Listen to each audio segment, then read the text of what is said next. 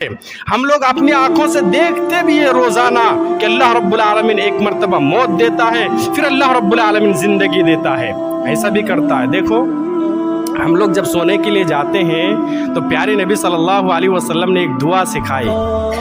ہم لوگ جب سونے کے لیے جاتے ہیں تو ایک دعا پڑھتے ہیں۔ کون سی دعا ہے وہ؟ بخاری شریف کتاب الدعوات کے اندر وہ حدیث موجود ہے۔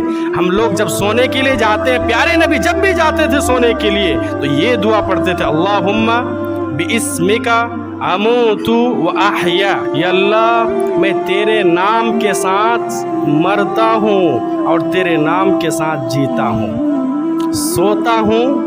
اس حدیث کے اندر یہ جملہ نہیں ہے کہ اللہ میں تیرے نام کے ساتھ سوتا ہوں، تیرے نام کے ساتھ مرتا ہوں، وہ احیا، اور تیرے نام کے ساتھ پھر جیوں گا، جیتا ہوں۔ اللہ الصمد۔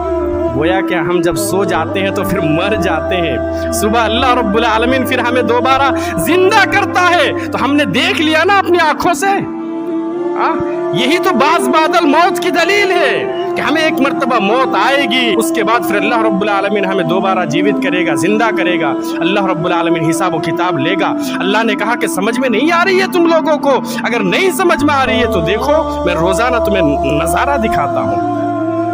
رات کو تو آپ مر گئے، سو گئے، پھر صبح زندہ کرتا ہوں نا، زندہ کرتا ہوں۔ اچھا، صبح جب ہم لوگ اٹھتے ہیں تو بھی دعا پڑھتے ہیں، وہ دعا یاد ہے؟ کون سی دعا ہے؟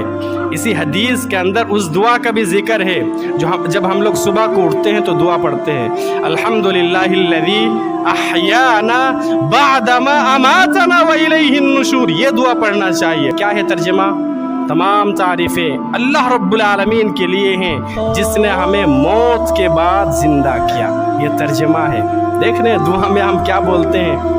تمام تعریفیں اللہ رب العالمین کے لیے ہیں جس نے ہمیں مرنے کے بعد، موت کے بعد دوبارہ زندہ کیا۔ مطلب اللہ رب العالمین ہمیں نظارہ دکھاتا ہے دنیا کے اندر۔ میرے بھائی ایسے ہی ہمیں موت آئے گی، پھر اللہ رب العالمین ہمیں زندہ کرے گا۔